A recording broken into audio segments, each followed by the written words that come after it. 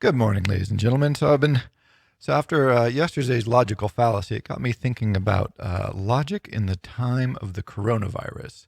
And what's fascinating to me is it's well known, and I've mentioned it before, but it's nothing original with me, that if you want to keep someone from thinking, all you need to do is inject a little fear into them. Fear is the great mind killer.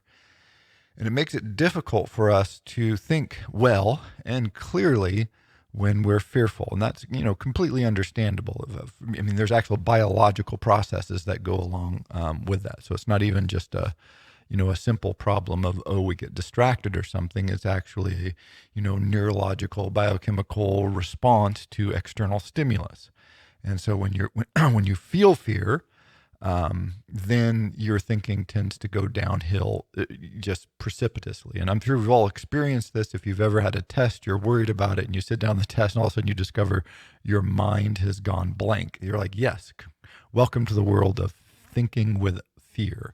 And so what happens in that blankness, in the space that's created by fear, all kinds of things are interjected. It tends to be much of the worst of our thinking habits. Sort of, we fall back on our personal experiences, which may not be very applicable to whatever situation we find ourselves in. We fall back on cliches. We fall back on prejudices. All of these sort of bad thinking habits come to the fore and overwhelm our capacity to actually think. And if ever there was a time when people were feeling fearful and unnerved, I think, we can say we're safely in one of those. We're in unprecedented times. And it's nothing like the unknown to make people feel uncomfortable. Again, totally natural when you're like, ooh, what's going to happen? When will we be off lockdown? Nobody knows. What will it be like when we get off lockdown? Nobody knows. What will the cost of this be? No one knows. Right? And so here we stand sort of suspended, as it were, in the void. And we look to the future, and a future that we thought we had the capacity to predict with some reliability has suddenly grown just unknowable, chaotic. All of our foundations have been torn away, and our current experience has been transformed. And so people have sort of been moved into this state of anxiety that, of course, again, just simply more or less prevents our capacity to think with any sort of deep clarity. And so I want to, emphasize that one reason to avoid logical fallacies is to prevent yourself from falling into all these thought traps, because logical fallacies are essentially little thinking faults that suck us in. And so one I wanted to talk about, or a couple at least, as that has come up recently, is the false analogy problem. And so people keep trying to come up with analogies for the pandemic, and generally speaking, they aren't very apt. So one I heard recently was, more people die in car accidents every year than have been killed by the coronavirus so far in the United States. And this is true. It's absolutely true. But the question is, are car accidents like a pandemic? Is that a good analogy? If it's a good analogy, then it helps us think. If it's a false analogy, then it prevents us from thinking. In this case, of course, a false analogy. So I'll give a simple example of this is if I say students are like nails, they only work when you hit them on the head, that would be a false analogy, because students really, in any set of meaningful ways, I don't think you can consider them to be nails. So you don't need to hit them in the head to make them work, although sometimes you might want to. So then you think car accidents. Well, is a pandemic like a car accident? Answer, pandemic not like a car accident. Because the way a pandemic works is one person gets sick, and then two people get sick, and then four people get sick, and then 16 people get sick, and then 32, 64, 128. And pretty soon, things are looking bad. That's where we are. We're in the things are looking bad state. With a car accident, it's sort of a set risk. But imagine if a car accidents were like pandemics, that you picked up the newspaper and you read, oh, there was a car accident in my community. We do this all the time. Well, if the next day you picked up the newspaper and read, oh, there were 2 car accidents, and then the next day you said there were 4 car accidents, and the next day there were 8 car accidents, and the next day there were 16 car accidents, and the next day there were 30. One of those days, you would be like, wait a second, the risk of getting in a car is getting crazy. Is it at 64, 120? At some point, people will be like, wait, we've got a problem. And if we don't address the problem, one of these days I'm going to pick up the newspaper and there's going to have been 500,000 car accidents. So car accidents don't function at all, essentially, in the way that pandemics function. Pandemics have this different sort of modality of spreading. And so this is just one of those difficult analogies that actually blocks thinking. So whenever we say something is like something else, now again, it's not necessarily wrong, but you want to stop and ask yourself and say, is this analogy really representative of, are these things sufficiently alike that we can draw meaningful conclusions from their content? Sometimes this is true. You can say, oh, I'm trying to think of a good analogy. You can say, well, if you want to understand how to bake pizza dough, maybe you can look at how to make bread and go, look, they're different. One's very flat, one big fluffy bread, but basically a flat bread, not that different from dough bread, regular, bread that you make into a loaf. And so, hey, you can learn some things there. But if you said pizza dough is like barbecue chicken, you're like, you might cook them in a hot, this is not going to work that well, right? But we fall for this all the time. And so this is another problem. Anytime people say, well, the United States is like Rome and, our morals have gone wrong. And so we're going to collapse like the Romans collapsed. You want to stop and say, hey, are we meaningfully like the Roman Empire? Answer, no.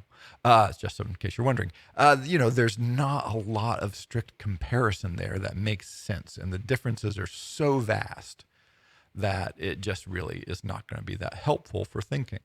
And so again, anytime you see analogies, you just want to be really careful and just stop and ask, is this an appropriate analogy? If it is, you can, again, there are many analogies that allow you to draw conclusions that are meaningful and helpful, but often they mislead you. Another one, and this is actually quite appropriate for a pandemic, is this question of slippery slope. And you go, oh, if my favorite example is, by the way, it can be an upslope, which is where things get better, and a downslope where things get worse. But usually it's a slippery slope downhill. But one, again, that I work with my students, I say, okay, if you work hard in high school and you do well, then you will go to a good college. If you go to a college and work hard and do well, then you'll graduate from college and you'll get a good job. And if you work hard and do well at your job, then you'll have make a lot of money and you'll have a happy life and things will be great. Right? This is our standard narrative of why you have to work hard in school. Of course, this is a total logical fallacy. You can do sort of mediocre in high school and spend a lot of time enjoying yourself and still go to a perfectly decent high school. Because college in the United States, we have a lot of really, and I mean a lot of really good quality colleges. And, we accept a lot of students. So you really don't have to work that hard. So all these students out there are listening to this, if there are any, don't worry, take it easy, enjoy yourself. Because you just don't have to do that well.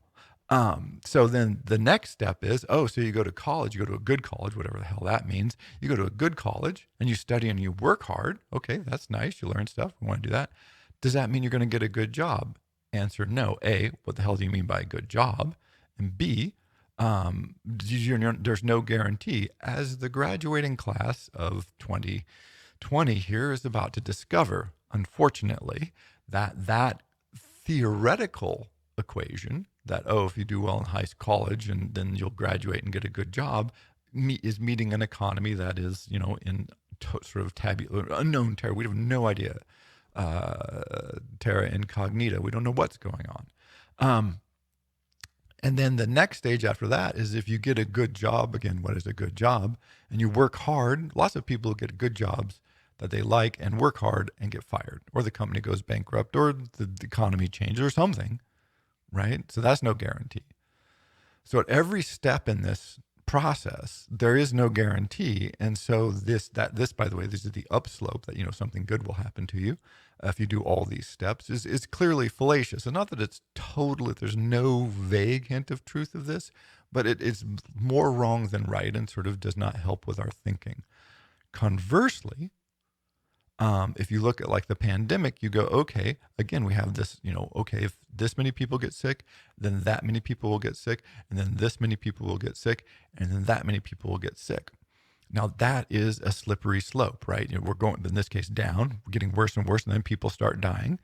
And the question you have to ask is, do we have the evidence to suggest that this is true? And early in the pandemic, no, you could actually say no. You could say, we don't know what the infection rates are. We don't know what the death rates are. We don't have good testing. The data was really noisy. And lots of hopeful, wishful thinking jumped in and said, right, we don't need to respond to this. And you could actually have made the case that the data was so noisy that we just weren't sure. And so this throws us into a different place where you go, okay, we don't know. This could be a logical fallacy. This could be wrong. What are the risks of being wrong, right? And then what are the risks of trying to address those dangers? And so you see, all of a sudden we're pushed out in this world where it's really hard to think clearly. So I feel with people. I don't want to say that, these people are just being crazy. I do feel for people trying to work their way through this. But now what's happened is we've worked our way long enough into the process where we have, very negative examples like Spain, where we can say, oh, look, it's true. The transmission rate is high. The death rate there in Spain is running close to 10%. I mean, that mortality rate is unimaginably high, right? This really high mortality rate, really rapid spread rate. And so if we don't respond, we now have a very much less noisy, very clear, predictive model of what's going to happen. Conversely, we have examples now from China, from South Korea, from some other countries to say, oh, if you do jump on it, if we do what, this sort of oppressive social distancing and lockdown, et cetera, it does delay, slow the spread, and then, repress the worst results, which is skyrocketing, rapidly advancing death rates. And so that's a case where you can say, no, it's not a slippery slope, because now we have the evidence that each step of the chain, people are infecting at roughly this rate. It's a very high rate, very infectious disease. The number of people who get sick, the mortality rates are much higher than we would like. And they threaten not just death, but they also threaten to overwhelm the healthcare system, which of course means people will die from all these other things. So for instance, back to the car wreck example, if you get in a car accident and your emergency room is filled with coronavirus, COVID-19 patients, then you die, right? They can't help you because there's no emergency space left. So it's 100% shutdown of the hospitals to deal with this problem. So those sorts of scenarios that are, the political leaders have to look at and go, wow, how do I address that? So, notice that they're in this, really difficult place that they're struggling with, but now the evidence is becoming clearer and clearer and has been clear for a while. Hence the reason much of us, how many people, what must be over 1 billion, 2 billion people on lockdown in the world now. India announced lockdown, so that's 1.3 billion people. Most of the United States, lots of Europe, right? So billions, think about that. Billions of people are in lockdown. But the reason they are is because now the evidence is pretty clear that this is not a slippery slope. This is actually a clearly demonstrated chain of processes. Now, what the outcome is, we don't know, which is back to where I started from.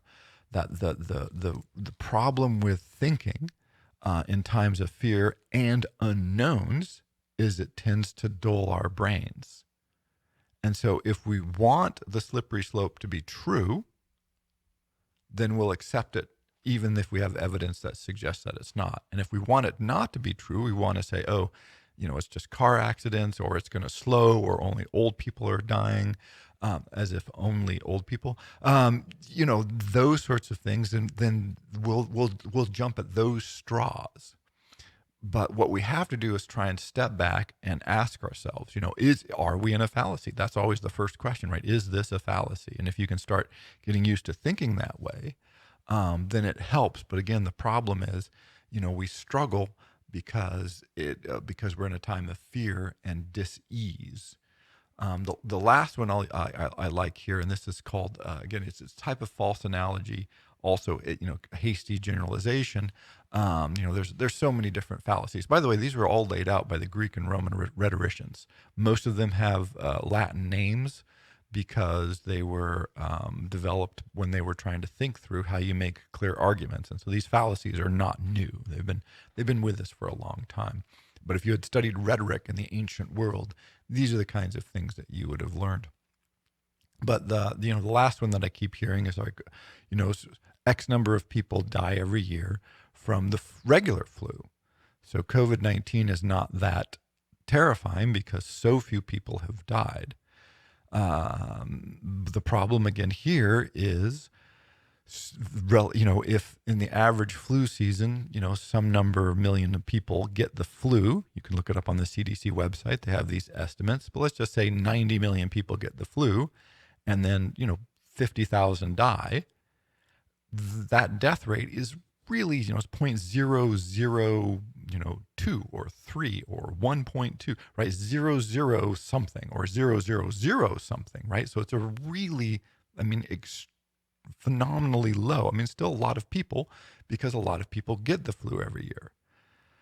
Right now, if we only have, tens of thousands, I don't know if we've hit the 100,000 infected rate yet. We probably have in the population, but the tested rate, and you have a mortality rate that's 1 or 2%, and you run those numbers out and you go, yes, only 700 or 800 Americans have died so far.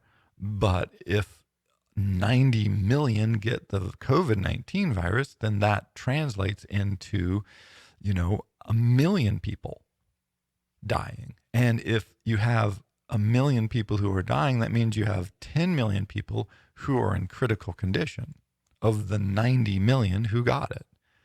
And of course, we have no way to treat 10 million critically ill patients, which means the mortality rate would then skyrocket, which is, of course, unfortunately, what Italy and potentially Spain is now experiencing.